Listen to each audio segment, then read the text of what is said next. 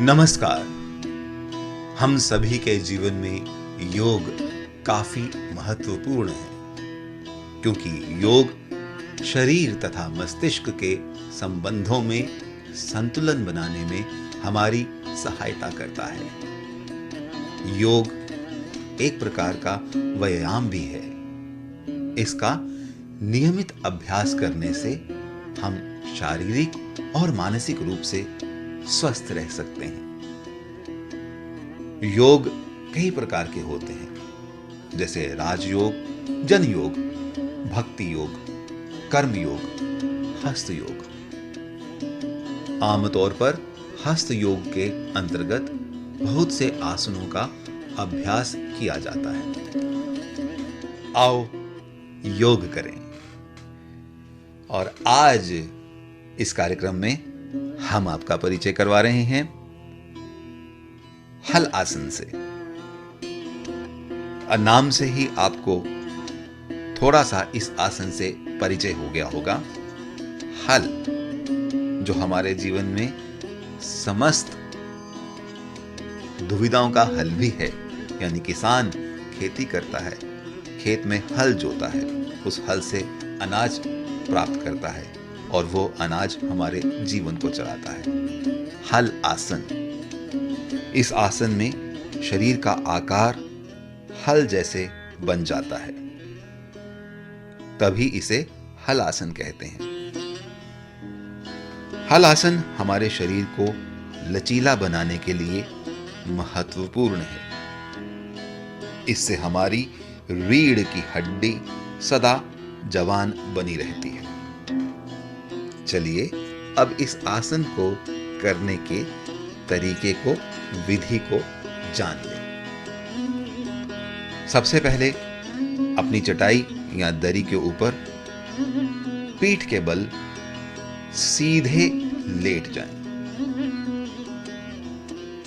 अपनी बाजुओं को सीधा पीठ के बगल में जमीन पर टिका कर रखें।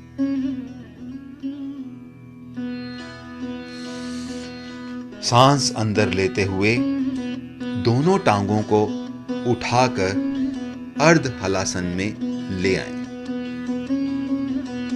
यानी दोनों टांगों को उठाकर सीधा कर दें। यह लगभग 90 डिग्री का एंगल बन जाएगा, कोण बन जाएगा। अब कोहनियों को जमीन पर टिकाते हुए दोनों हाथों से पीठ को सहारा दें।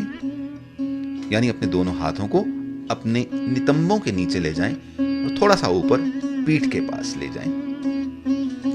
इस मुद्रा में 1-2 सांस अंदर और बाहर लें और यह पक्का कर लें कि आपका संतुलन सही है। अब टांगों को ऊपर उठाते हुए बिल्कुल पीछे ले जाएं और दृष्टि को नाक पर रखें। अगर आपको यह करने से दिक्कत होती है संतुलन बनाए रखने में, तो दृष्टि को नाभि पर भी रख सकते हैं। अगर आपके कंधों में पर्याप्त लचीलापन हो तो अपने हाथों को पीठ के पीछे से निकालकर पीछे ले जाकर जोड़ लें। यदि यह संभव ना हो तो उन्हें पीठ को सहारा देती हुई मुद्रा में ही रखें। आपके पैर आपके सर के पीछे जमीन पर लगाने का प्रयत्न करें, लेकिन अगर खिंचाव अधिक महसूस हो रहा हो, दर्द हो रही हो, तो जहां तक संभव हो अपने पैरों को पीछे ले जाएं और अपनी पीठ को अपने हाथों का सहारा देकर रखें। अपनी क्षमता के मुताबिक 60 से 90 सेकंड तक इस मुद्रा में रहें और फिर धीरे से पैरों को वापस ले आएं। ऐसा करते समय अभी भी आप अपनी पीठ को हाथों का सहारा देकर रखे हुए हैं। धीरे धीरे अपने हाथों को पीठ से हटा दें और अब सीधा जमीन पर लेट जाएं। पीठ के बल सीधे लेट जाएं।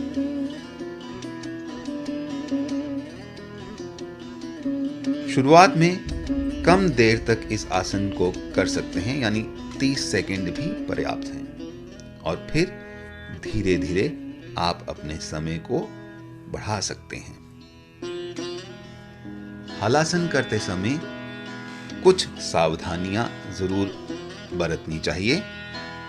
सबसे पहले, यदि आपको रीढ़ संबंधी कोई गंभीर रोग है अथवा गले में कोई गंभीर रोग है तो इस आसन को ना करें। हलासन करते समय ध्यान रहे कि पैर तने हुए तथा घुटने सीधे रहें। चलिए अब आपको हलासन के लाभ से परिचय करवाया जाए। रीढ़ में कठोरता होना वृद्धावस्था की निशानी है, लेकिन हलासन करने से आपकी रीढ़ लचीली बनती है और आपका यौवन बना रहता है। मेरुदंड संबंधी नाड़ियों के स्वास्थ्य की रक्षा होकर वृद्धावस्था के लक्षण जल्दी नहीं आते हैं हलासन करने से। इस आसन के नियमित अभ्यास से अजीर्ण, कब्ज, थायराइड का अल्प विकास, अंग विकार, दमा, कफ, रक्त विकार आदि दूर होते हैं। हलासन करने से सिर दर्द में भी राहत मिलती है। इससे नाड़ी तंत्र शुद्ध बनता है, शरीर बलवान और तेजस्वी बनता है।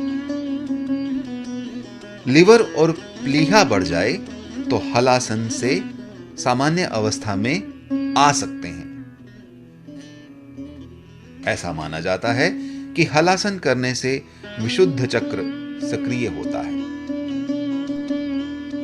योग करें, हर रोज करें, लेकिन जब आप योग शुरू कर रहे हैं तो जरूर किसी प्रशिक्षक के साथ ही इसे शुरू करें। एक अच्छा प्रशिक्षक आपको किसी भी आसन से होने वाली हानि से तुरंत बचा देगा और आपको बता देगा कि कहां पर आपको रुकना है और संयम से आसन को करना है। थोड़ी सी मेहनत, सुबह सवेरे जल्दी उठना और योग करना, इस दिनचर्या से अपने जीवन को स्वस्थ रखें। इसी कार्यक्रम में आपसे पुनः भेंट होगी कल सुबह एक नए आसन के संग। नमस्कार।